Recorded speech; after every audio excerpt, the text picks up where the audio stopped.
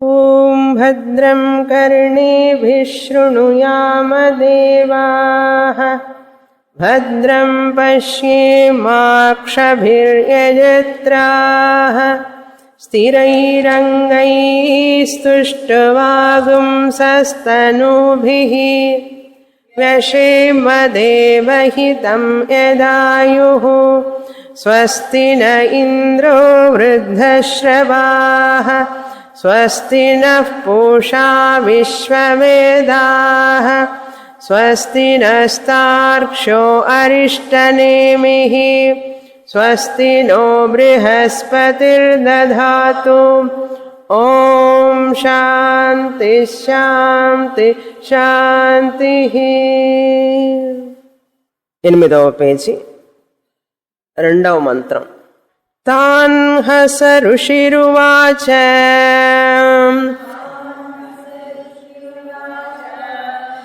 భూయ ఏవ తపసా బ్రహ్మచర్యేణ శ్రద్ధయా సంవత్సరం సంవత్స్యథ యథా కామం ప్రశ్నాన్ పృచ్ఛత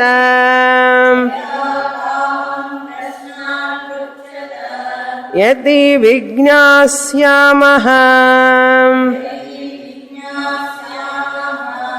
సర్వం హవో వక్ష్యామ ఇతి.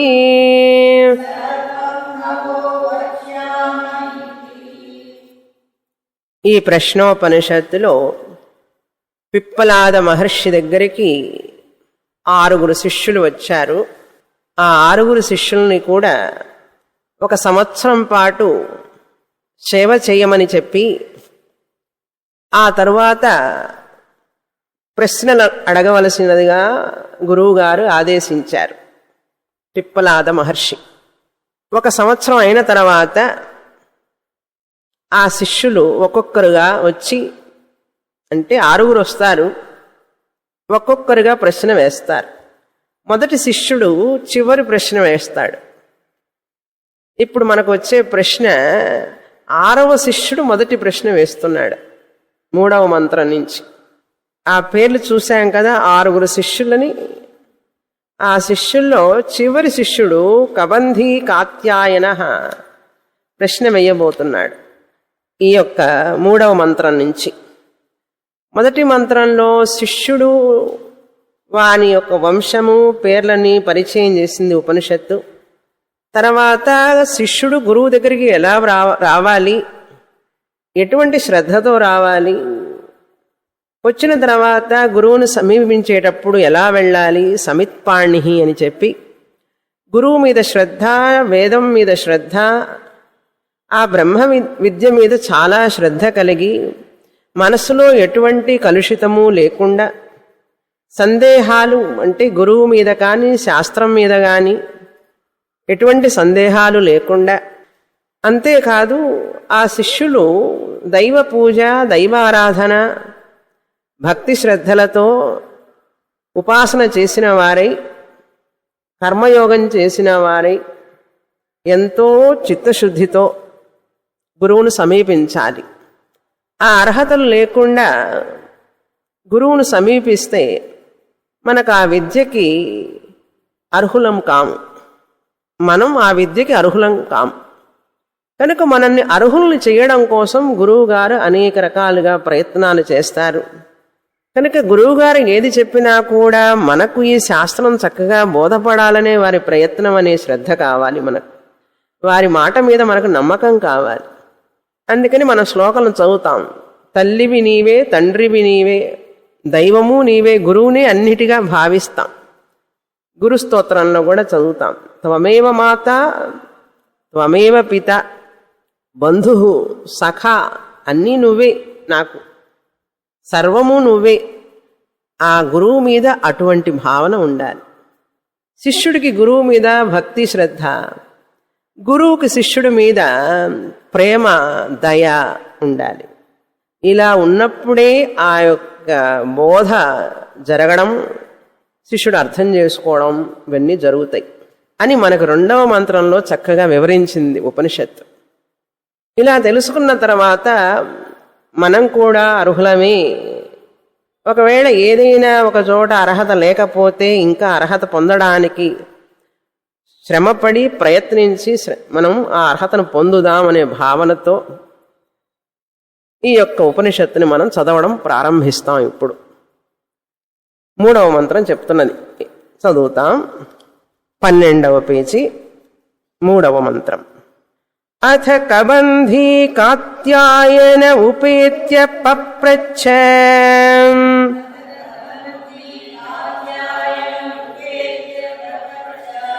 భగవన్ కుతో హవా ఇమాః ప్రజాః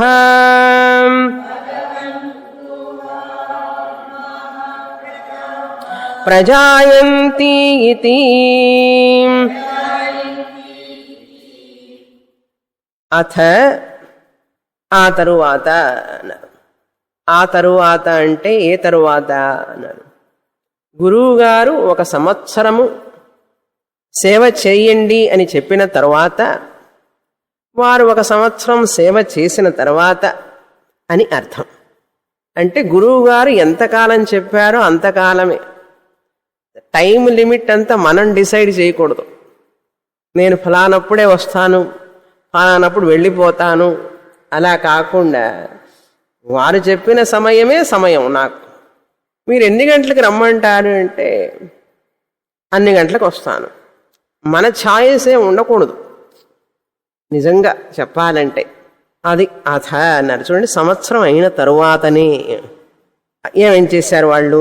కాత్యాయన కబంధీ, కాత్యాయనుని కుమారుడైనటువంటి కబంధీ, కబంధీ అనే పేరు కలిగినటువంటి ఆ శిష్యుడు, కాత్యాయన కబంధీ, కాత్యాయనుడైన కబంధీ అనే పేరు కలిగినటువంటి శిష్యుడు ఉపేత్య సమీపించి. ఎవరిని సమీపించాడు? పిప్పలాదుని సమీపించి అని మనం చేర్చుకోవాలి అక్కడ. ఉపేత్య అంటే దగ్గరకు వచ్చి అని అర్థం.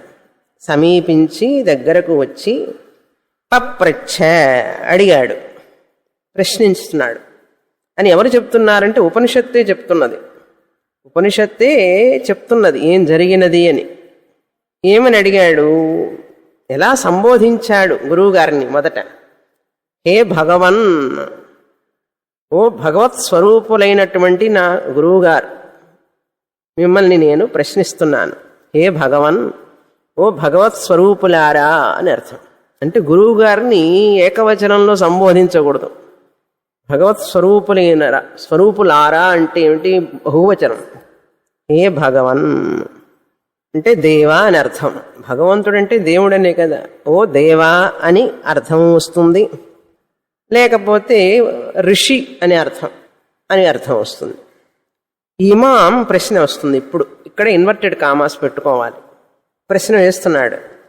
ఇమాహ ప్రజాః కుతః వా ప్రజాయంతి ఇది. ఇమాహ ప్రజాః, ఈ ప్రజలందరూ కూడా అంటే ఈ జీవరాశులు అని అర్థం. ప్రజాః అంటే మనుషులనే కాదు, ఈ జీవరాశులన్నీ కూడా. ఇమాహ అంటే ఏమిటి? ఈ కనిపించే అని అర్థం. ఇక్కడ నా ముందు కనపడుతున్నటువంటి ఇవన్నీ కూడా ప్రజాః అంటే ప్రాణులు. కుతః ఎక్కడి నుంచి? ప్రజాయంతే, అక్కడ ప్రజాయంతి అని ఉన్నది, ప్రజాయంతే అని ఉండాలి. ఆ నీకి దీర్ఘం ఉండకూడదు. ప్రజాయంతే ఇది. ఆ ఏకారం లోపం. ప్రజాయంతి అనేదాన్ని ప్రజాయంతే అని చెప్పుకోవాలి మనం. అక్కడ ఏముండాలి? ప్రజాయంత అని ఉండాలి, ప్రజాయంతి ఉండకూడదు. అది ప్రింటింగ్ మిస్టేక్. ప్రజాయంత ఇది. అక్కడ సంధి వలన ప్రజాయంత అని ఉన్నది, కానీ ఆ పదం ప్రజాయంతే ఒరిజినల్గా. ప్రజాయంతే. హ వై అనేది నిజానికి, నిజంగా చెప్పండి, నిజంగా అంటుంటాం కదా మనం. అలాగే నిజానికి ఈ ప్రాణులందరూ ఎక్కడి నుంచి వచ్చారండి గురువుగారు చెప్పండి, ఇది నా ప్రశ్న అని అడుగుతున్నాడు. ఈ ప్రాణులన్నీ ఎక్కడి నుంచి వచ్చినాయి అని ప్రశ్నిస్తున్నాడు. ఇప్పుడు గురువుగారి సమాధానం తర్వాత ఈ విధంగా కాత్యాయన కబంధిని పిప్లాద మహర్షిని సమీపించి ఇలా అడిగాడు. ఎలా అడిగాడు? హే మహర్షి, హే భగవన్, ఈ ప్రాణులన్నీ కూడా ఎక్కడి నుంచి వచ్చినాయి నిజానికి తెలపండి అని అర్థం. ఎక్కడి నుంచి వచ్చినాయి అంటే నాకు ఆ విషయం తెలపండి అని అర్థం. ఎక్కడి నుంచి? ప్రజాయంతే అంటే పుట్టుచున్నవి అని అర్థం. జా అంటే జనుధాతు, పుట్టడం. ఎక్కడి నుండి జన్మిస్తున్నవి, ఎక్కడి నుండి పుట్టుచున్నవి అని అర్థం. తర్వాత మంత్రం ఇప్పుడు పిప్పలాద మహర్షి సమాధానం ఇస్తున్నారు. తస్మై సహోవాచ ప్రజాకామో వై ప్రజాపతి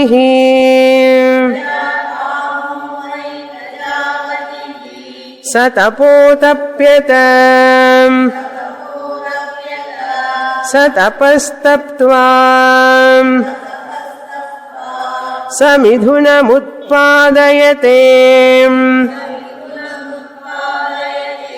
రయిం చ ప్రాణం చ ఇతి ఏతౌ మే బహుధా ప్రజాః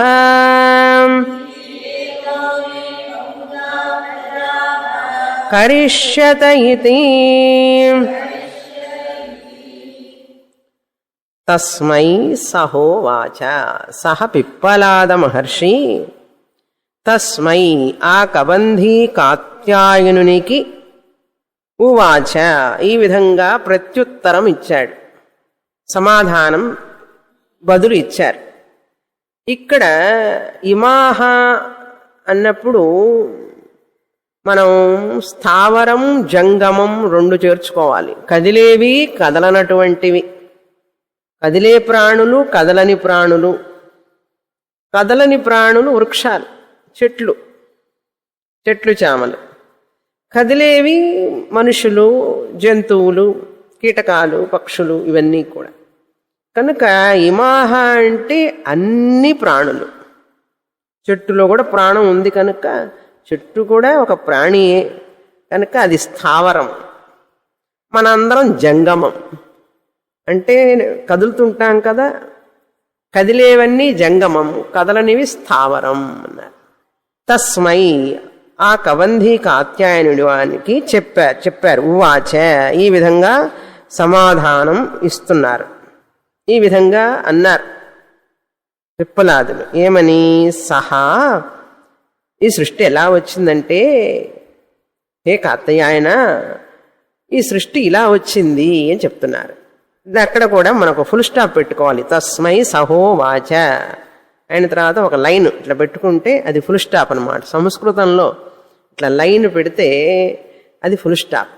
ఇక్కడ ఈ యొక్క మంత్రంలో అవి ఇవ్వాల మనకు, అందుకని మనమే పెట్టుకోవాలి. తస్మై సహోవాచ ఫుల్ స్టాప్. దాని తర్వాత ఇన్వర్టెడ్ కామాస్ అనమాట. అక్కడి నుంచి మొదలవుతుంది. గురువు గారి ఏం చెప్పారన్న దాన్ని ఎప్పుడు మనం ఇన్వర్టెడ్ కామాస్లో పెట్టాలి కదా. ప్రజాకామో వై ప్రజాపతి, మళ్ళీ ఫుల్ స్టాప్.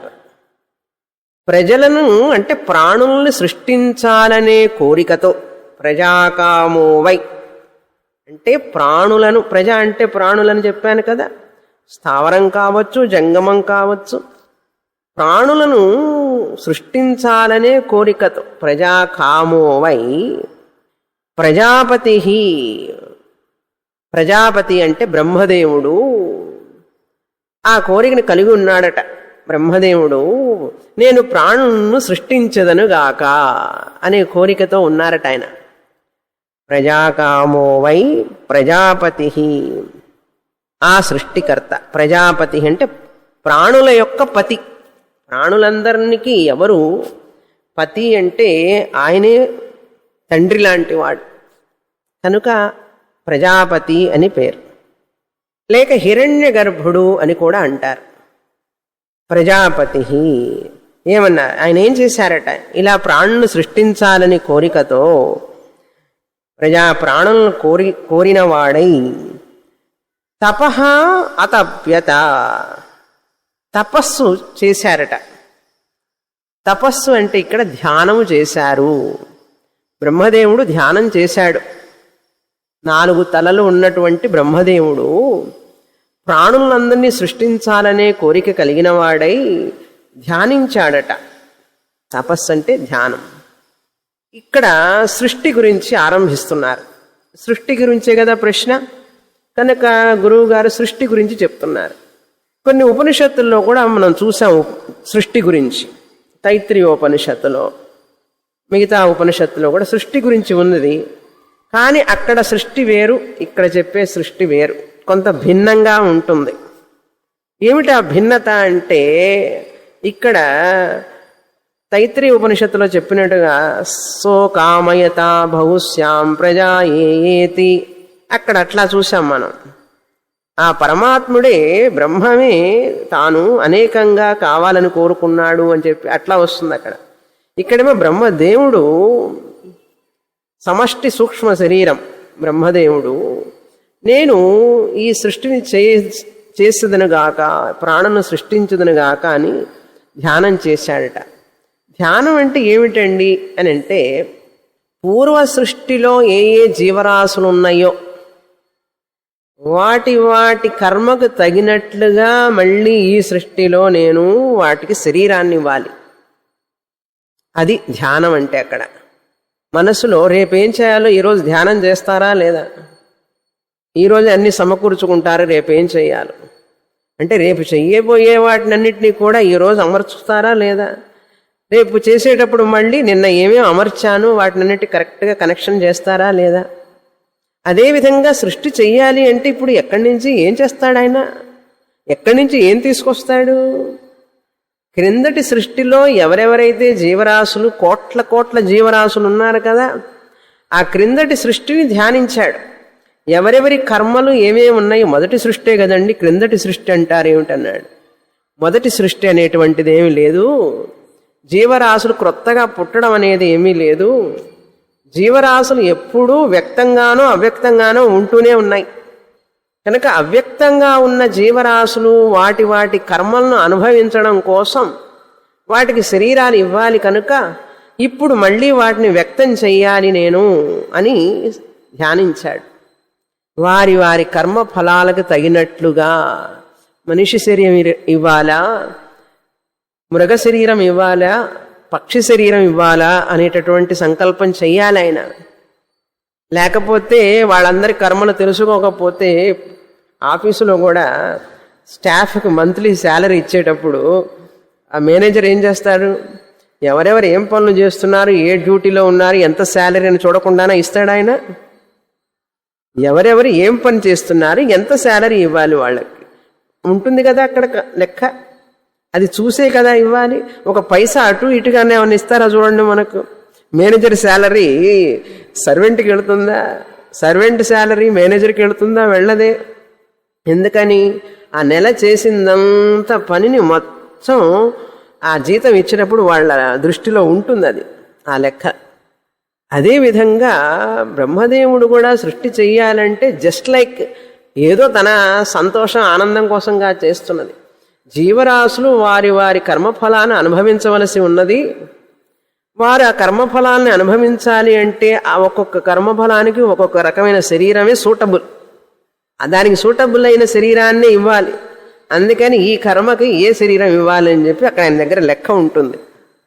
ఆ శరీరాన్ని కరెక్ట్గా ఇవ్వాలి, లేకపోతే తప్పు అవుతుంది. అది ధ్యానం అంటే. ఇక్కడ ధ్యానం అంటే ఇంత ఉంది దాని వెనకాల. సహా తపః అతప్యత, ధ్యానించాడు వారి వారి కర్మలు. ఆ జీవుడికి ఏం కర్మ ఉంది, ఈ శరీరాన్ని ఇవ్వు, ఈ జీవుడికి ఏం కర్మ ఉంది, ఈ శరీరాన్ని ఇవ్వు అని చెప్పి మనసులో అనుకున్నాడట. సహా అతప్యత, తపస్సు చేశాడు, ధ్యానం చేశాడు. అంటే పూర్వ సృష్టికి తగినట్లుగా అని అర్థం. పూర్వ సృష్టి కృత ధ్యానం కృతవాన్. పూర్వ సృష్టి కృత, అక్కడ మనం ఇక్కడ ఉండదు శ్లోకంలో, మంత్రం లేదు, మనం అర్థం చేసుకోవాలి. తపస్సు అంటే పూర్వ సృష్టి కృత సృష్టిం కృతవాన్ అంటే ఆ సృష్టిని మళ్ళీ ధ్యానించి అని అర్థం. ఆలోచన, పూర్వ సృష్టికృత ఆలోచన కృతవాన్ అని అర్థం. శంకరాచార్యులు వారు చెప్తారు, పూర్వ సృష్టి అంటే క్రిందటి సృష్టి ఉంది కదా, అంతకుముందు ఉన్న సృష్టిలో ఏ ఏ జీవరాశులు ఉన్నాయో ఆ సృష్టిని అలుచుకున్నాడు. అందుకని మనకి ఈ సృష్టి గురించి చాలా అర్థం కాదు. ఏమండి పూర్వ సృష్టి అంటారు, ఇప్పుడే కదా సృష్టి అన్నాడు. సృష్టికి మొదలు లేదు. సృష్టి అనేటువంటి దానికి మొదలు లేదు, చివర లేదు. అది ఎప్పుడూ ఉన్నది, వ్యక్తంగానో అవ్యక్తంగానో ఉంటూనే ఉన్నది. వ్యక్తంగా అవడమే సృష్టి అంటాం. అది అవ్యక్తంలోకి వెళ్ళిపోతే, కనపడకుండా వెళ్ళిపోతే దాన్ని ప్రళయం అంటాం. అంటే క్రిందటి సృష్టిలో ఎవరెవరైతే ఉన్నారో వారందరినీ పూర్వ సృష్టికృత ఆలోచన కృతవాన్ అంటే క్రిందటి సృష్టిలో ఏమేమి చేశానో అవన్నీ మళ్ళీ తలుచుకున్నాడు అని అర్థం. మళ్ళీ వ్యక్తం చేయడం కోసం ఇప్పుడు అది అర్థం. లేకపోతే మనకి ఎప్పుడు సందేహాలు ఉంటూనే ఉంటాయి ఈ సృష్టి గురించి. సృష్టికి మొదలు లేదు, సృష్టికి చివర లేదు. సృష్టి అనేది నిజంగా క్రొత్తగా సృష్టించడం కాదు, నూతనంగా సృష్టించడం కాదు. ఓన్లీ ఉన్న జీవరాశులందరూ కూడా వారి వారి శరీరాలను తీసుకొని వ్యక్తంగా రావడం, మళ్ళీ శరీరాలు వదిలిపెట్టి అవ్యక్తంగా వెళ్ళిపోతారు, బీజావస్థలోకి వెళ్ళిపోతారు. మళ్ళీ వాళ్ళ కర్మలు కొన్ని ఉంటాయి కదా, జన్మల కర్మలు, అవి అనుభవించడం కోసం మళ్ళీ సృష్టి కాలంలో మళ్ళీ శరీరాన్ని తీసుకుంటారు. ఇది సృష్టి అంటే. ఎవరికి అర్థం కాదు ఇది. శాస్త్రం బాగా క్షుణ్ణంగా చదివితేనే అర్థమవుతుంది. తర్వాత ఈ సృష్టి అంటే ఎందుకండి ఈ సృష్టి చెప్పడం, బ్రహ్మ విద్య కదా చెప్పాలి, ఈ సృష్టి ఎందుకు చెప్పాలి మొదట్లోనే అని ప్రశ్న వస్తుంది కదా మనకి. సృష్టి గురించి ఎందుకు చెప్పడం, మనకు ఆత్మ కదా కావాల్సింది, బ్రహ్మ కదా కావాల్సింది. నేను బ్రహ్మనని తెలుసుకోవడం కోసం ఈ సృష్టి అంతా నాకెందుకండి అనే ప్రశ్న వస్తే శంకరాచార్యులు వారు చెప్తారు, నాయన సృష్టి గురించి మాట్లాడుతున్నప్పటికీ కూడా ఆ సృష్టిలో తాత్పర్యం లేదు, దాంట్లో ఏమీ ప్రాముఖ్యత లేదు. ఎందుకంటే సృష్టి గురించి మాట్లాడేది దేనికంటే, ఈ సృష్టి జరిగిన తర్వాత మనుషులు, ప్రాణులు అంటే మిగతా జీవరాశులన్నీ జీవిస్తూ ఉంటాయి, వారి వారి కర్మలను అనుభవిస్తూ ఉంటాయి. ఈ మనుష్యుడైనటువంటి ఈ వ్యక్తి ఏం చేస్తాడంటే కర్మలు చేస్తూ ఉంటాడు. కర్మలు అవన్నీ చెప్తుంది ఉపనిషత్. కర్మలు చేసి స్వర్గానికి వెళతాడు, మళ్ళీ పుడతాడు. కర్మలు చేసి ఉపాసన చేస్తాడు, శుక్లగతి ద్వారా బ్రహ్మలోకానికి వెళతాడు. ఈ సృష్టింపబడిన తర్వాత ఒకడేమో కర్మలు చేసి మామూలుగా సకామ కర్మలు చేసి కృష్ణ గతి ద్వారా స్వర్గానికి వెళ్ళి మళ్ళీ తిరిగి పుడతాడు. మరొక వ్యక్తి ఉపాసన చేసి శుక్లగతి ద్వారా బ్రహ్మలోకానికి వెళతాడు, అక్కడికి వెళ్ళి మోక్షాన్ని పొందుతాడు, లేకపోతే తిరిగి వస్తాడు అని చెప్తాడు. అంటే వైరాగ్యం కలగడం కోసం ఈ ఒక్క సృష్టి చెప్పబడింది. అంతేకాని సృష్టి తెలుసుకుంటే మనకేమిటండి ప్రయోజనం? పుట్టాం, అయిపోయింది. ఇప్పుడు ఆ సృష్టి ఎలా జరిగితే నాకేమిటి? నాకు ఆకలి, నిద్ర ఇవన్నీ ఉంటే సృష్టి గురించి తెలుసుకొని నాకేంటి ప్రయోజనం అంటే మనకు వైరాగ్యం కలగడం కోసం. నువ్వు కృష్ణగతిలో వెళ్ళినా శుక్లగతిలో వెళ్ళినా, ఎన్ని కర్మలు చేసినా, ఎన్ని ఉపాసనలు చేసినా నీకు ప్రశాంతత, ఆనందం, తృప్తి రావు, ఎన్ని కర్మలు చేసినప్పటికీ కూడా. కనుక ఈ సృష్టి ఆరంభంలోనే, సృష్టి తర్వాత మనుషులు ఇందరూ చేస్తూ ఉంటారు. దీనివల్ల నీకు బ్రహ్మజ్ఞానం రాదు. కనుక బ్రహ్మజ్ఞానం రావాలంటే ఆత్మవిద్య కావాలి. అందుకని ఈ సృష్టిలో ఉన్నటువంటి విషయాలన్నీ మనకు చెప్పి, దానివల్ల నువ్వు ఇవన్నీ పనులు చేస్తూ ఉంటే నీకు మోక్షం రాదని చెప్పి మనకు వైరాగ్యం కలగడం కోసం చెప్తున్నది ఉపనిషత్. అది విషయం. ఓకే. సహ ప్రజాపతి స తపోతప్యత స తపస్తప్త్వా, ఈ విధంగా తపస్సు చేసి ధ్యానించిన వాడై, తపస్సు చేసిన వాడై ఏమనుకున్నట, ఏ తౌ మే ప్రజాః బహుదా కరిష్యత. ఏ తౌ, ఈ రెండూ కూడా, ఈ రెండు అంటే ఎవరు అన్నారు అంటే రయి ప్రాణం, రయించ ప్రాణంచ ఇతి ఏతౌ సహా మిథునం ఉత్పాదయతే. మిథునాన్ని ఉత్పాదన చేశాడట. మిథునం అంటే ద్వంద్వం, జోడి అంటారు చూసారా తెలుగులో, జోడి. మిథునం అంటే జోడి, ద్వంద్వం, యుగ్మం అంటారు. యుగ్మం రెండు ఒకదానికి ఒకటి సహాయకారిగా ఉండేదాన్ని మిథునం అంటారు. ప్రపంచం అంతా మిథునమే. మిథునం దంపతులు అని చదువుతాను చూసారా మనం రాసులు చదివేటప్పుడు మీనం, మిథునం, మీనం అదేదో చెప్తారు వరుసగా చెప్పేటాడు. మీనం అది ఒకటి ఉంది వరుసగా శ్లోకం చెప్పినట్టు చెప్పేవాళ్ళం మేము. అవును, మేఘం, మీనం చేప, మిథునం దంపతులు, కర్కాటకం వెంట్రకాయ అట్లా చెప్పేవాళ్ళం. అది మొదలు మేషం మేక, వృషభం ఎద్దు, అవన్నీ సంస్కృత పదాలు మాకు తెలియదు కదా చిన్నప్పుడు, అందుకే తెలుగులో చెప్పేవాళ్ళు. ఇప్పుడు గుర్తుకొచ్చింది. మేషం అంటే మేక, మేషం మేక, వృషభం ఎద్దు, కర్కాటకం ఎండ్రకాయ, మిథునం దంపతులు, కన్యా పడుచు, తూలా త్రాచు, గుర్తొస్తున్నదా? వృచ్చికం తేలు, ఇట్లాంటివన్నీ చెప్పేవాళ్ళం. అది దంపతులు అని అర్థం. ఇక్కడ మిథునం అంటే దంపతులు. మిథునం దంపతులు అంటే కాంప్లిమెంటరీ అంటారు ఇంగ్లీష్లో. COMPLEMANTARY, PLI కాదు. కాంప్లిమెంట్ అంటే బహుమానం. ఇక్కడ కాంప్లిమెంటరీ అంటే ఏమిటి? ఏదైతే ఒకటికి ఒకటిగా సహాయంతో కలిసి పనిచేస్తాయో వాటిని మిథునం అంటారు. భార్యాభర్తలు మిథునం, దంపతులు ఒకరికొకరు సహాయంగా ఉంటారనే ఉద్దేశంతో దంపతులు మిథునం అని పిలిచారు. పగలు రాత్రి, పగలు రాత్రి ఇది మిథునం. ఒకటి ఉంటే మరొకటి ఉండి తీరాలి. రాత్రి పగల్ని మిథునం అంటారు. సుఖ దుఃఖ మిథునం, కాంప్లిమెంటరీ అన్నమాట. ఒకదానికొకటి సహాయకారిగా ఉంటాయి అనే ఉద్దేశంతో ఉత్తరాయణం దక్షిణాయనం అదొక మిథునం. ఉత్తరాయణం ఉంటే దక్షిణాయనం ఉంటుంది, దక్షిణాయనం ఉంటే ఉత్తరాయణం ఉంటుంది.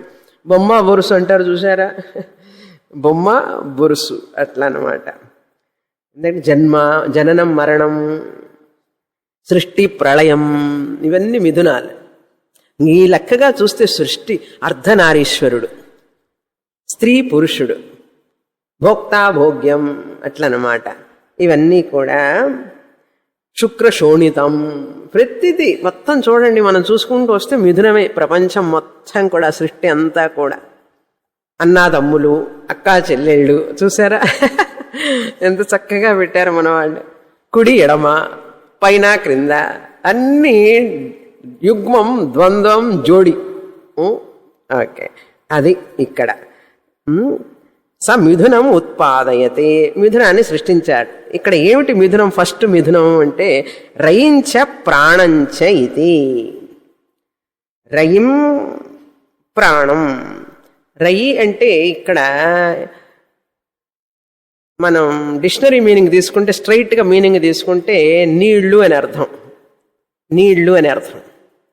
లేకపోతే బావి అని అర్థం రయి అంటే. మనం రయిని రైగానే అర్థం చేసుకుందాం, తర్వాత చెప్తాను దాని మీనింగ్. ఎందుకంటే ట్రాన్స్లేషన్ ఏది చేసినా కూడా మనకు కన్ఫ్యూషన్గా ఉంటుంది. రయి ప్రాణం, తర్వాత చూద్దాం మిగతా అర్థాలన్నీ కూడా. రయించ ఇక్కడేమో మనకు అన్నము అని చెప్తారు రయి అంటే. రయించ ప్రాణంచ. మీ పుస్తకంలోనేమో ఆకాశాన్ని అని ఇచ్చారు, ఇంకో పుస్తకంలోనేమో అన్నం అని ఇచ్చారు. అందుకని నేను ఏది చెప్పకుండా ఇప్పుడు రయి అంటే రయి అంతే, మనం అట్లాగే చెప్పుకోవాలి. ఎందుకంటే ఆకాశం అనేది అర్థం ఇక్కడ లేదు. మరి ఇంకొక పుస్తకాల్లోనేమో అన్నం అని చెప్పారు. అందుకని మన శంకరాచార్య వారేమో కర్త, సబ్జెక్ట్ అంటారు.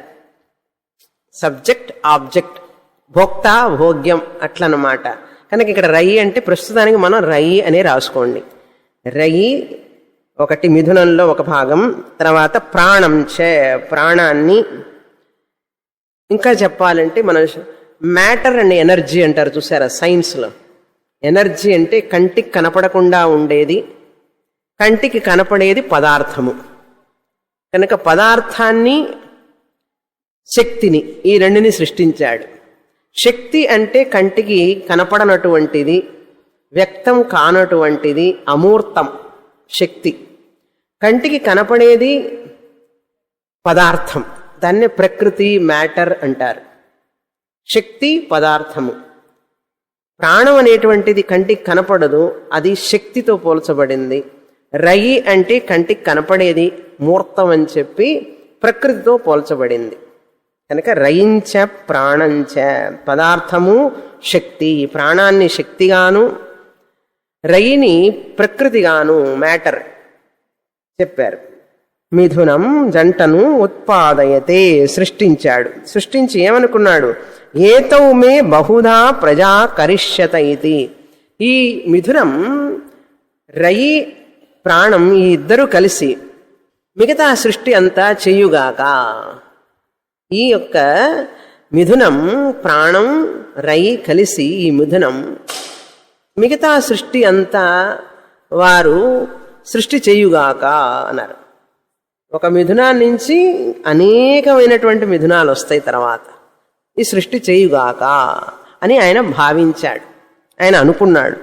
కనుక ఇప్పుడు సృష్టి 4 మెట్లుగా మనం చూడాలి. ఇప్పుడు వచ్చే సృష్టి 4 మెట్లుగా తెలుసుకోవాలి. మొదట మిథున సృష్టి, మిథున సృష్టి. 2 కాల సృష్టి, కాల సృష్టి. 3 అన్న సృష్టి లేక ఆహార సృష్టి, అన్న సృష్టి లేక ఆహార సృష్టి. 4 ప్రజా సృష్టి లేక జీవ సృష్టి, ప్రజా సృష్టి లేక జీవ సృష్టి. ఇప్పుడు మిథున సృష్టి గురించి చెప్పారు. తర్వాత కాల సృష్టి ఇవన్నీ వస్తాయి. కనుక ఈ 4 సృష్టిల గురించి మనం తెలుసుకోవాలి అని ఉపనిషత్తు మనకు చెప్తున్నది. బహుదా ప్రజా కరిష్యత అన్నారు. అనేక విధాలుగా వీరి మిథునం చేసెదురుగాక, వర్ధిల్లుదురుగాక అని అర్థం. కరిష్యత అంటే ఏమిటి? తర్వాత సృష్టి అంతా వాళ్ళు చేస్తారు. అంటే ఇక్కడ బ్రహ్మదేవుడే ఉపాదాన కారణంగా మిథునంగా మారాడు, అలా చెప్పుకోవాలి. బ్రహ్మదేవుడు సృష్టి చేశాడంటే దేంతో సృష్టి చేశాడండి? ఏమిటి మెటీరియల్ కాజ్? కంసాలివాడు బంగారంతో గొలుసు చేశాడు, కుమ్మరివాడు మట్టితో కుండ చేశాడు, వడ్రంగివాడు చెక్కతో చెక్క సామగ్రి చేశాడు. ఇవన్నీ చేసిన తర్వాత వాళ్ళకు ఒక పదార్థం ఉన్నది. ఇక్కడ బ్రహ్మదేవుడికి ఏం పదార్థం ఉంది చేతిలో అంటే ఏమీ లేదు. ఆయనే మిథునంగా మారాడు, మిథునంగా వ్యక్తమైనాడు. అంటే ఏమిటి అర్థం? రయి ప్రాణం ఇద్దరు ప్రజాపతి యొక్క స్వరూపమే. వారు ఇద్దరూ కూడా ప్రజాపతి కంటే వేరు కాదు. అది అర్థం చేసుకోవాలి మనం. ఆయనే మిథునంగా మారాడు. ఆ ప్రజాపతి కూడా ఎవరు అంటే ఆ ఈశ్వరుడు, సమష్టి కారణ శరీరమైన ఈశ్వరుడే ప్రజాపతిగా అయి ప్రజాపతికి చెప్పారు, నువ్వు చూయిన సృష్టిని అంతా అన్నాడు. ఆయన మిథునాన్ని సంకల్పం చేసి ధ్యానించగానే మిథునం సృష్టి కాగానంట ఆయనే మిథునంగా మారాడు. అందుకని ఇలా సృష్టి జరుగుతూ వస్తుంది. అందుకని సృష్టిని అర్థం చేసుకోవడమే కష్టం.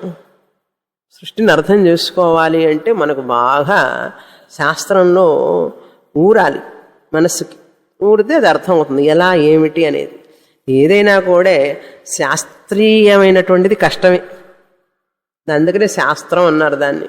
శాస్త్రీయమైనటువంటిది ఏదైనా కూడా కష్టమే. దానికి తగినట్లుగా మన మనస్సును మలుచుకోవాలి, దానికి తగినట్లుగా మన మనసును తయారు చేసుకోవాలి. అలా తయారు చేసుకోవడం కోసమే శ్రద్ధగా గురుముఖంగా వినాలి మనం.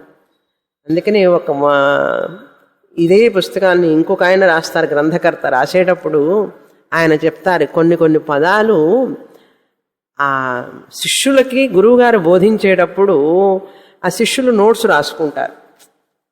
తర్వాత వచ్చిన వాడు నోట్స్ రాసేవాడు. ఇప్పుడు ఆ నోట్స్ మీకు ఇచ్చాననుకోండి, మీకు అర్థమవుతుందా? శిష్యులు రాసిన నోట్స్. ఇప్పుడు శంకరాచార్యుల వారే ఉన్నారు, వారు చెప్పేటప్పుడు శిష్యులు వారికి తెలిసిన భాషలో వాళ్ళ హ్యాండ్ రైటింగ్తో వాళ్ళు రాసుకుంటారు. వాళ్ళకి అర్థమైంది, వాళ్ళు గురుముఖంగా విన్నారు, విని వాళ్ళు రాసుకున్నారు. ఉదాహరణకి మీరే ఉన్నారు, ఇప్పుడు నేను చెప్తుంటే రాసుకుంటున్నారు.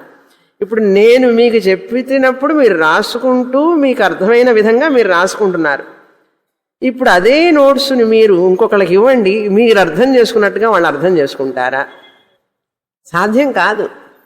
ఎందుకంటే మీరు వ్రాసే వాణి, మీరు అర్థం చేసుకునే విధం మీరు తగినట్లుగా మీరు రాసుకుంటారే కానీ ఆ పదాలన్నీ మీరు అనుకున్నట్లుగా మీరు అర్థం చేసుకున్నట్లుగా మీ నోట్స్ చూసి అవతల వ్యక్తి అర్థం చేసుకోలేడు.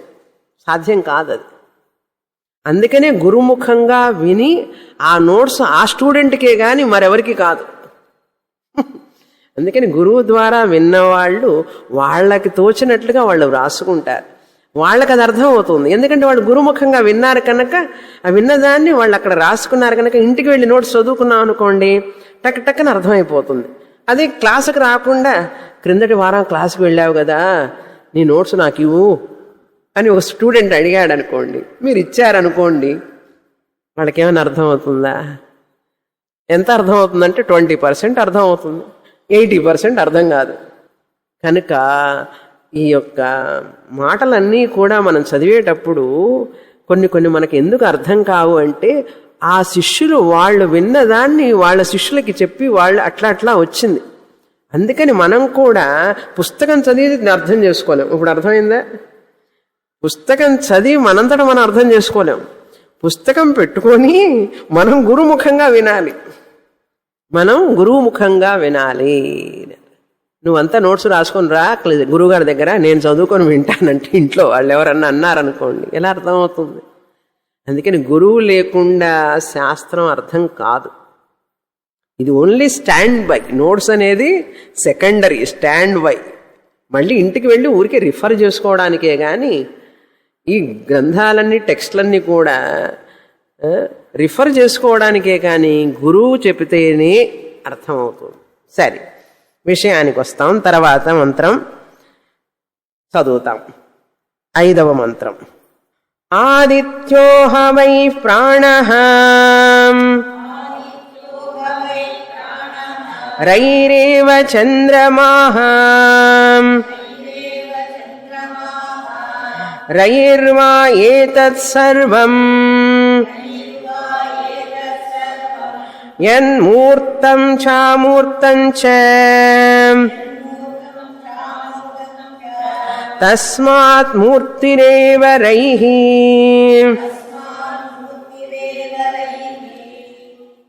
ఇప్పుడు ఈ ప్రాణం, ఈ రై అనే దానికి ఏమేమిటి పేర్లు ఉన్నాయి చెప్తున్నారు. దాన్ని ఎలా అర్థం చేసుకోవాలి?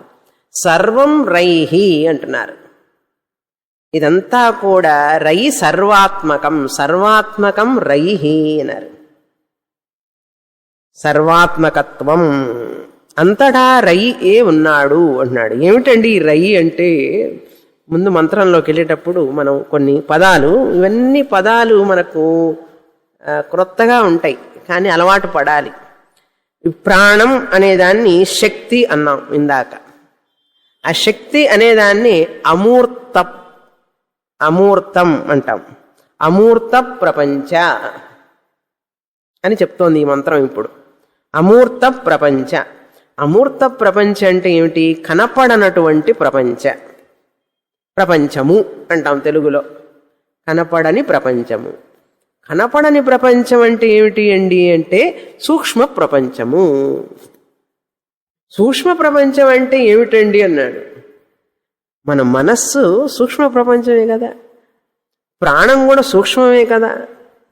మన ప్రాణాలన్నీ కూడా, మన మనస్సులన్నీ కూడా ఒక చోట పెడితే సూక్ష్మ ప్రపంచం. ప్రాణము అంటే శక్తి అని, శక్తి అంటే అమూర్త ప్రపంచమని, అమూర్త ప్రపంచం అంటే కంటికి కనపడనిదని, కంటికి కనపడనది అంటే సూక్ష్మమని, సూక్ష్మం అంటే మనస్సు ప్రాణాలన్నీ. మన మనస్సులు మన ప్రాణాలన్నీ కూడా, ప్రాణం కంటికి కనపడుతుందా అండి? కనపడదు. అందుకని అమూర్తం అన్నాడు. మూర్తం అంటే ఏమిటి? రూపం కలిగినటువంటి. అందుకే మూర్తి అంటాం. చూసారా, గుళ్ళో ఉన్నటువంటి దేవుణ్ణి ఏమంటాం? మూర్తి అంటాం. అంటే ఒక రూపం ఉన్నటువంటి ఆ రూపం ఉన్నదాన్ని మూర్తి అంటాం, మూర్తం అంటాం. రూపం లేని దాన్ని అమూర్తం అంటాం. ప్రాణానికి రూపం లేదు, శక్తికి రూపం లేదు, మనస్సుకి రూపం లేదు, కనుక అమూర్తం. మరి రై అంటే ఏమిటి అంటే మూర్త ప్రపంచ, కంటికి కనపడేటటువంటిది పదార్థము, కంటికి కనపడేటటువంటి పదార్థము. మూర్త ప్రపంచ. ప్రకృతి మరొక పేరు. స్థూల ప్రపంచ, సూక్ష్మానికి ఆపోజిట్ స్థూలం, మూర్తానికి ఆపోజిట్ అమూర్తం, అమూర్తానికి ఆపోజిట్ మూర్తం, ప్రకృతికి ఆపోజిట్ శక్తి, శక్తికి వ్యతిరేక పదం పదార్థం.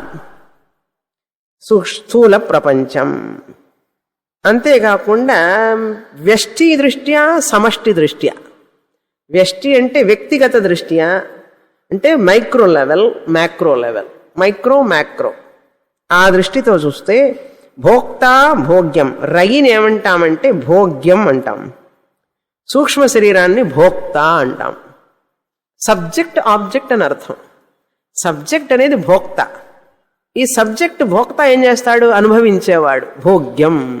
రై భోగ్యం, ప్రాణం భోక్త. ఆహారాన్ని ప్రాణానికి ఇస్తాం కదా. ఇక్కడ రై అంటే అన్నం అని చెప్పాను కదా. అన్నం దేనికి ఇస్తాం? ప్రాణానికి ఇస్తాం. అయ్యో నా ప్రాణం పోతుంది, కాస్త అన్నం పెట్టయ్యా అంటాను. నా ప్రాణం పోతుంది, కాస్త నీళ్ళు ఇవ్వు అని చెప్పి అడుగుతాం కదా. అంటే ప్రాణానికి ఆహారాన్ని ఇస్తాం మనం. ఆ ప్రాణం అనేది భోక్త అయితే, అనుభవించేవాడైతే, అనుభవింపబడేది పదార్థం ఆహారం. రయి అన్నారు. ఇప్పుడు అర్థమైందా రయి అంటే? భోగ్యం పదార్థం. భోగ్య పదార్థం రయి. భోగ్య పదార్థం అనేటువంటిది ఇక్కడ అన్నం, నీళ్లు, మరి ఏ భోగ్యమైనా సరే అంతటా మనం అనుభవించేదంతా కూడా రయి. అనుభవించేవాడు ప్రాణ, శక్తి, అది పదార్థం. ఇప్పుడు అర్థమైందా? కొంచెం అర్థమైంది. అది అట్లాగే అర్థమవుతుంది చిన్నగా. సరే, అమూర్తం సూక్ష్మ శరీరం. అమూర్తం ఈజ్ ఈక్వల్ టు సూక్ష్మ శరీరం. అంటే సూక్ష్మ శరీరం అంటే ప్రాణమని, ప్రాణం అంటే భోక్త అని అర్థం. ఓకే, ఇప్పుడు అన్నం మూర్తమా అమూర్తమా? మూర్తం. అమూర్తం అంటే కంటికి కనపడనేది.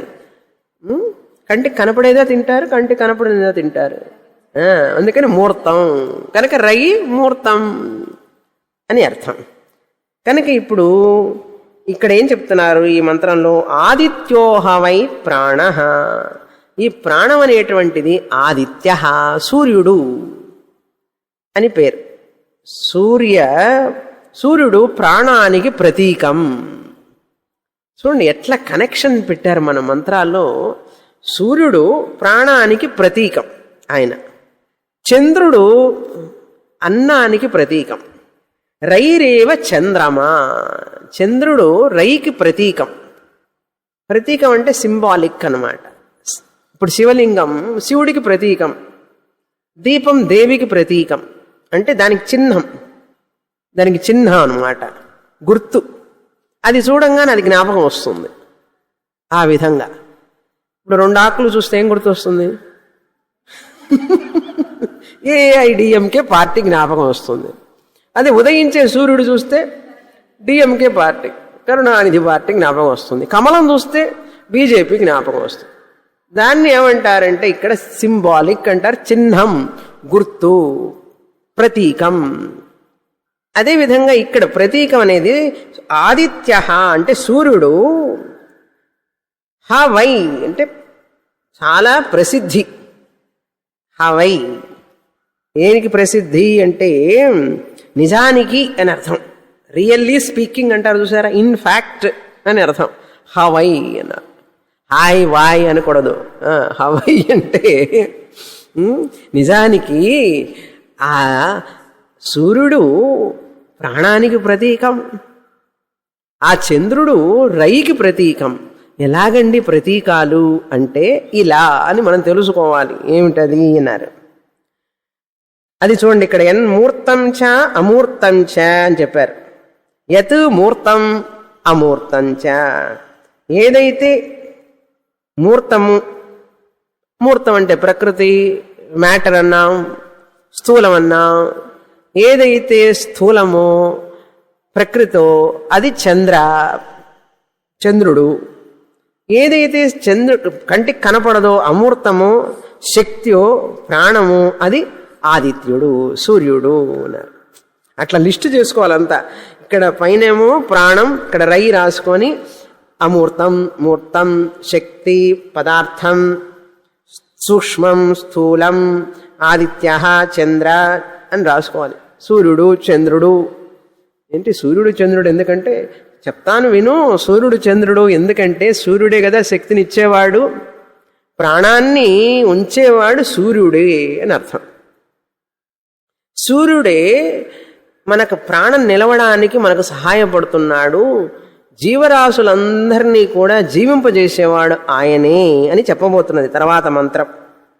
సూర్యోపనిషత్ అని పేరు దీనికి. ప్రశ్నోపనిషత్తుకి మరొక పేరు సూర్యోపనిషత్. యజుర్వేదంలో ఒక భాగం సూర్య ఉపాసన, అరుణ ప్రశ్న అని వస్తుంది. ఆ అరుణ ప్రశ్న సూర్య ఉపాసన గురించి మాట్లాడుతుంది. మనకు హిందువులకి సూర్యుడు కంటికి కనిపించే దైవం. కంటికి కనిపించే దైవం సూర్యుడు. రామాయణంలో కూడా చూడండి, రాముల వారు రావణాసురుణ్ణి ఎలా చంపాలో ఆయనకి అర్థం కాలేదు. బాణం వేస్తూ ఉంటే తలకాయలు పోతూ ఉన్నాయి, మళ్ళీ అతుక్కుంటున్నాయి వచ్చి. ఒక్కొక్క తలకాయని తీసేస్తూ ఉంటే మళ్ళీ అతుక్కుంటున్నాయి వచ్చి. ఈయనకి అర్థం కాల రాముని వారికి ఏం చేయాలి, అసలు ఈ రావణాసురుణ్ణి చంపడానికి సాధ్యమయ్యేటట్లు లేదే అని చెప్పి ఆలోచిస్తూ ఉన్నాడు. అప్పుడు భగవంతుడు రూపం అగస్త్యుడు, భగవంతుడే అగస్త్యుడి రూపంలో వచ్చి, నాయనా ఇలా అయితే నువ్వు రావణాసురుణ్ణి సంహరించలేవు, నువ్వు ఆ సూర్యుణ్ణి ధ్యానించు. ఆదిత్య హృదయం బోధించాడు. ఆదిత్యోహవై అన్నారు చూసారా. ఆదిత్య హృదయాన్ని నువ్వు ధ్యానిస్తే, ఆయన్ని సూర్యుడిని పూజిస్తే, ఆదిత్యుడు అంటే ఎవరు? సగుణ ఈశ్వరుడే ఆదిత్యుడు, సూర్యుడు. కనుక ఆ సూర్య భగవాను నేను ధ్యానించు, ఆయన నీకు శక్తినిస్తాడు అన్నాడు. ఆ బ్రహ్మాస్త్రాన్ని శక్తిని ఇచ్చినప్పుడు నువ్వు రావణాసురుణ్ణి సంహరించగలవు అన్నారు. అందుకని మన యొక్క సంప్రదాయంలో సూర్యుడిని ఉపాసన చాలా విశిష్టమైనది.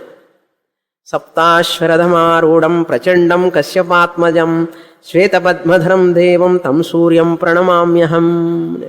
ప్రతిరోజు సూర్యుడు ఉదయానికి ముందన్నా లేవాలి, సూర్యుడు ఉదయించేటప్పుడన్నా లేవాలి. ఆయన్ని మనం ఆహ్వానించాలి. ఇవాళ సండే కదండి అన్నాడు. సండే అయినా ఆయన వచ్చే టైంకి మనం లేవాలి, ఆయన వెల్కమ్ అన్నాడు, సుస్వాగతం చెప్పాలి ఆయనకి. అందుకని ఆరోగ్యం, మనకు ఆరోగ్యం వచ్చేది సూర్యుడి నుంచి అని అన్నారు. దానికి ఒక శ్లోకమే ఉంది, సుందరం లోకనాథం అమృతం వేదాంత సారం శివం. నేను ఎప్పుడు చెప్పలే ఈ శ్లోకం, క్రొత్త శ్లోకం. సుందరం లోకనాథం, సూర్యుడు చాలా సుందరంగా ఉంటాడట. లోకనాథం అమృతం, అమృత స్వరూపుడు. లోకనాథం అమృతం వేదాంత సారం, వేదం మొత్తానికి సారం వంటి వాడు సూర్యుడు. శివం మంగళకరం, శివం అంతేకాదు విష్ణు బ్రహ్మ శివం స్వరూపం, ఆయనే విష్ణు స్వరూపం, ఆయనే శివస్వరూపం, ఆయనే బ్రహ్మస్వరూపం. విష్ణు బ్రహ్మ శివస్వరూపం హృదయం వందే సదా భాస్కరం. నా హృదయంలో నివసించు, నీకు ప్రతిరోజు నమస్కారం చేస్తాను. విష్ణు బ్రహ్మ శివస్వరూపం హృదయం అంటే వారి హృదయం ఏమిటి అంటే ఆదిత్యుడే. కనుక అటువంటి ఆదిత్యుణ్ణి నేను ఇక్కడ నమస్కారం చేస్తున్నాను. వందే సదా భాస్కరం అన్నారు. అలాంటి సూర్యభగవానుడు మనకు ఏం చేస్తున్నాడు? ఆయన ప్రాణశక్తిని, ప్రాణాన్ని నిలుపుతున్నాడు. ఎలా నిలుపుతున్నాడట నెక్స్ట్ మంత్రంలో చెప్పబడింది. 6వ మంత్రం. అథాదిత్య ఉదయన్ యత్ ప్రాచీం దిశం ప్రవిశతి తేన ప్రాచ్యాన్ ప్రాణాన్ రశ్మిషు సన్నిధత్తే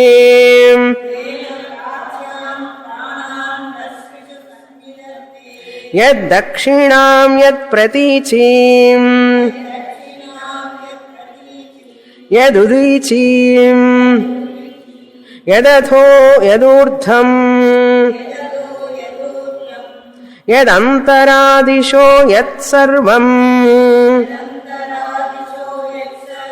ప్రకాశయతి తేన సర్వాన్ ప్రాణాన్ రశ్మిషు సన్నిధత్తే. క్రిందటి 5వ మంత్రంలో తస్మాత్ మూర్తిరేవ రైహి అన్నాం. సర్వం మూర్తమైనటువంటిది ఏదైతే ఉందో అదే చంద్రమా.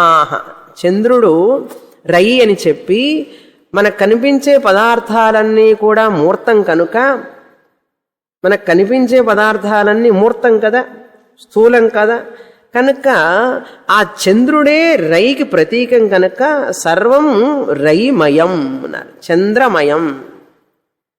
అక్కడ జలం అని కూడా చెప్పాను చూసారా. జలం అనేటువంటిది ఎలా వచ్చింది అంటే జలం వలన చెట్లు పెరుగుతున్నాయి. ఆ చెట్లు అనేదే కదా ఆహారం మనకు. అన్నం, అన్నం రైహి అన్నాం. అక్కడ అన్నాన్ని ఎవరు ఇస్తున్నారు మనకు? చెట్లనికి ఎవరు పోషిస్తున్నారంటే సూర్యుడు పోషిస్తున్నాడు. మనకు కాస్త ఎండ రాగానే ఉసు ఉసు ఉసు అంటాం. ఎండగా ఉంది, చాలా ఎండగా ఉంది. ఆయన రాకపోతే తెలుస్తుంది మనకు ఎన్ని రోగాలు వస్తాయో. కనుక ఎండ ఎక్కడ చక్కగా వెలుగు ప్రకాశం ఎండ తీవ్రత ఉంటుందో అక్కడ బాగా ధాన్యం అన్నీ లభిస్తాయి. కొన్ని కొన్ని ప్రదేశాల్లో ఆహార ఉత్పత్తి ఉండదు. కారణం అంటే మంచు ప్రదేశాలు. మంచు ప్రదేశాల్లో ఉష్ణత ఉండదు. ఉష్ణం లేనప్పుడు సూర్యుడు ప్రకాశించినప్పుడు ఆహారం ఏం లభిస్తుందండి? అందుకని ఆంధ్రాలో బాగా ఎండలు కదా, అందుకని అన్నలక్ష్మి అంటారు. అక్కడి నుంచి ఆంధ్ర అన్నలక్ష్మి. అక్కడి నుంచి ఇక్కడికి వస్తే బియ్యం, అందరూ అక్కడి బియ్యమే ఇక్కడ తింటారు మద్రాసులో. ఎండలు ఎక్కువగా ఉంటేనే వృక్షాలు బాగా, చెట్లు పాడి అంటే అవన్నీ కూడా ధాన్యం బాగా పెరగడానికి మనకు తోడ్పడుతుంది. అంతేకాదు చంద్రుడు కూడా కావాలి. చంద్రుడు యొక్క కిరణాలు పడాలి, సూర్య కిరణాలు పడాలి. అప్పుడే ఆ ఆ చెట్లు బాగా పెరిగి ధాన్యం పెరిగి మనకు వస్తాయి, మనకు ఆహారంగా తినడానికి. అప్పుడు మన ప్రాణం నిలుస్తుంది. చూడండి ఎంత కనెక్షన్ ఉందో. అన్నం ఎట్లా వస్తుందో తెలియదు ఈ రోజుల్లో జనానికి. అందుకని ఎండ వచ్చినప్పుడు ఎండ ఎక్కువగా ఉంది అనకండి, సూర్యుడికి కోపం వస్తుంది. భానో భాస్కర మార్తాండ, ఆయన చండ ప్రచండుడుగా ఉంటేనే ఆ పువ్వులు పూస్తాయి, చెట్లు కాయలు కాస్తాయి, ధాన్యం వస్తుంది. ధాన్యం వస్తేనే మనకు ప్రాణం నిలుస్తుంది, శరీరం నిలుస్తుంది. ఈ శరీరం నిలవలేదు ప్రాణం లేకపోతే. కనుక శరీరం నిలవాలి అంటే ప్రాణం కావాలి, ప్రాణం నిలవాలి అంటే అన్నం కావాలి, అన్నం కావాలి అంటే సూర్యుడు చంద్రుడు కావాలి. మూర్తమైనటువంటి అమూర్తమైనటువంటి కంటికి కనపడేటటువంటివి కనపడినటువంటివి రెండూ కావాలి. అన్ని కనెక్షన్. అయితే ఈ సూర్యుడు ఎక్కడెక్కడ ఎవరెవరిని ఎలా ప్రాణులందరినీ ఎలా రక్షిస్తాడు అనే విషయాన్ని ఈ మంత్రం చెప్తున్నది ఇక్కడ. అథ ఆదిత్య ఉదయన్, సూర్యుడు ఉదయించి యత్ ప్రాచీం దిశం ప్రవిశతి. ప్రాచీం దిశం అంటే తూర్పు దిక్కున ఉదయిస్తాడు. మొదట ఉదయించగానే ఆ తూర్పు వైపు ఉన్న ప్రాణులందరినీ కూడా తన సూర్య రశ్మి చేత ఆ ప్రాణులకి ప్రసరిస్తాడు. రశ్మి ద్వారా, ఆ కిరణాల ద్వారా వాళ్ళ మీద పడతాయి. ఇప్పుడు కారులో వస్తుంటే ఆయన కిరణాలు పడుతున్నాయి మన మీద. ఆ కిరణాలు పడకపోతే డి విటమిన్ ఉండదు, దాని లోపం వల్ల ఎన్నో వ్యాధులు వస్తాయి. అందుకని డాక్టర్లు అందరూ చెప్తున్నారు, కాస్త ఎండలో నడవండి, కాళ్ళు ఎండలో ఉండేటట్లు చూసుకోండి, చర్మం మీద ఎండ పడకపోతే వ్యాధులు వస్తాయి. ఆ సూర్యుడిలో అంత శక్తి ఉంది. ఆ సోలార్ ఎనర్జీ అని చెప్పి ఎంత ట్యాప్ చేస్తున్నారు చూసారు ఎలక్ట్రిసిటీని. ఇప్పుడు సోలార్ ఎనర్జీ అంటే అంత సోలార్ బల్బులు సోలార్ అయిపోయింది ఇప్పుడు. ఇంత శక్తి ఉన్నది ఆయన సూర్యుడిలో. ఆయన లేకపోతే మనందరం పోయి వేరే ఎక్కడైనా ప్లానెట్లో ఉండాలంటే ఉండలేం. సూర్యుడి రశ్మి ఎక్కడ పడుతుందో అక్కడే ప్రాణులు ఉండగలుగుతారు, కానీ సూర్యరశ్మి పడని చోట ప్రాణులు ఉండలేవు, బతకలేవు. చూసారా? అందుకని ఎక్కడెక్కడ సూర్యరశ్మి పడుతుందా అంటే భూమి మీదనే పడుతుంది. సూర్యరశ్మి లేని వాళ్ళ చోట చూడండి, వాళ్ళందరికీ శరీర వ్యాధులు, ఆ శరీరమే ఒక రకంగా ఉంటుంది. కనుక సూర్యుడు ఎంత అవసరమో తెలిసిందా ఇప్పుడు? నమస్కారం చేయాలి. ఉదయన్న ప్రాచీం దిశాం, తూర్పును ఉదయించి ఆ తూర్పు భాగాన ఉన్నటువంటి ప్రాణులన్నిటినీ కూడా ఆయన ఉద్దీపనం చేస్తాడు, జీవింప చేస్తాడు, తాను ప్రసరించి కిరణాల ద్వారా. అంతేకాదు ప్రవిశతి అంటే ప్రవేశిస్తాడు. తేన ప్రాచ్యాను ప్రాణాను రశ్మిషు సన్నిధత్తే. ప్రాచ్యాన్ అంటే ఈ తూర్పు దిక్కునున్నటువంటి తూర్పు దిక్కున కిరణాలతో ప్రవేశిస్తాడు. ఉదయించి తూర్పు దిక్కునందు ప్రవేశించి అక్కడ ఉన్న ప్రాణుని సన్నిధత్తే అంటే రక్షిస్తాడు, వాళ్ళ మీద ప్రసరించి. అంతేకాదు దక్షిణాం యత్ ప్రచీచీం, దక్షిణం వైపు ఉన్నటువంటి తూర్పున ఉదయించగానే దక్షిణానికి వెళ్ళాడు. వెంటనే అక్కడి నుంచి పైకి వస్తూ వస్తూ వస్తూ దక్షిణం వైపు వెళ్తాడు. వెళ్ళి అక్కడ ఉన్న ప్రాణులందరి మీద ప్రసరిస్తాడు. ప్రసరించి అందరూ ఆరోగ్యంగా ఉండండి అని చెప్పి వెళ్తాడు. వెళ్ళి అయిపోలేదు. దక్షిణాం యద్ ఉదీచీం యత్ అధో యద్ ఊర్ధ్వం, పైన క్రింద లోపల కిరణాలు ప్రసరిస్తాయి చూడండి. అంటే భూమి కింద కూడా. అందుకని భూమి కింద సూర్యరశ్మి పడనివి తినొద్దంటారు మన వాళ్ళు. భూమి లోపల పెరిగేటటువంటివి తినొద్దు అని అంటారు. ఎందుకంటే సూర్యుడు రశ్మి పడితేనే ఆరోగ్యంగా ఉంటాయి అనే ఉద్దేశంతో అలా చెప్తారు. అందుకని కాసేపు సూర్యుడు ఎండలో పెట్టాలన్నమాట. ఏదంతారా అంటే మధ్యలో ఉన్నటువంటి అని అర్థం. ప్రకాశయతి యత్ సర్వం అంటే ఈ మధ్య దిశలు ఉన్నాయి చూసాడు, తూర్పు పడమరకి ఈశాన్యం నైరుతి, 4 దిక్కులు 4 వైపులా ప్రసరిస్తాడు. తూర్పు పడమర ఉత్తరం దక్షిణం పైన ఊర్ధ్వం అధహ క్రింద, ఈ మధ్యలో దిక్కులు మొత్తం 10 దిశలు. ఆ మధ్యలో ఉండేటి నైరుతి ఈశాన్యం ఆగ్నేయం వాయవ్యం, ఇవన్నీ 4 మధ్య మధ్య దిశలు. అంటే మొత్తం ఎన్నైనాయి 10. ఆగ్నేయం నైరుతి వాయవ్యం ఈశాన్యం. మనకు ఈశాన్యం మాత్రమే తెలుసు, ఎందుకంటే అక్కడ బావి ఉండాలి, వంటగది ఉండాలని చెప్పి. మిగతా దేవుడు గది ఏదో అది వాస్తు కోసం ఆగ్నేయంలో వంటగది, అందుకని అగ్ని అక్కడ. నైరుతిలో రూమ్, దక్షిణం గాలి. చూసారా? నైరుతి ఈశాన్యం వాయవ్యం ఆగ్నేయం, ఇవన్నీ మధ్య. దేనికి మధ్య? తూర్పు పడమరకి దక్షిణ ఉత్తరాలకి మధ్య మధ్యలో ఉంటాయి. మొత్తం 8 పైన కింద. దిశ అన్నారు, 10 దిశలు, 10 డైరెక్షన్స్. ఇవన్నీ కూడా ప్రకాశయతి యత్ సర్వం. ఈ 10 దిశలు కాకుండా ఇంకేమన్నా ఉన్నాయంటే ఇంకేం లేవు, ఇవే ఉన్నాయి. అందుకని ఈయన ప్రకాశించి ప్రసరిస్తాడు అక్కడ, ఆ ప్రాణులందరినీ కూడా జీవింపజేస్తాడు అని అర్థం. సర్వాన్ ప్రాణాన్ రక్ష్మిషు సన్నిధత్తే. సర్వాన్ ప్రాణాన్ అన్ని జీవరాశులను, సర్వాన్ ప్రాణాన్ రశ్మిషు అంటే తన సూర్యరశ్మి ద్వారా, తన కిరణాల ద్వారా సన్నిధత్తే రక్షిస్తాడు. సన్నిధత్తే అంటే ప్రసరించి వారందరికీ కిరణాలను ఇస్తాడు. సన్నిధాధాతు అంటే ధరిస్తాడు. వాళ్ళందరి ప్రాణులకి తన కిరణాలను ఇచ్చి వారిని ప్రాణాంతో ఉండేటట్లుగా ధరిస్తాడు అంటాడు. సన్నిధత్తే. తర్వాత చూస్తాం మిగతా మంత్రం. పూర్ణమదః పూర్ణమిదం పూర్ణాత్ పూర్ణముదచ్యతే పూర్ణస్య పూర్ణమాదాయ పూర్ణమేవావశిష్యతే. ఓం శాంతి శాంతి శాంతి. హరి ఓం. శ్రీ గురుభ్యో నమః. హరి ఓం.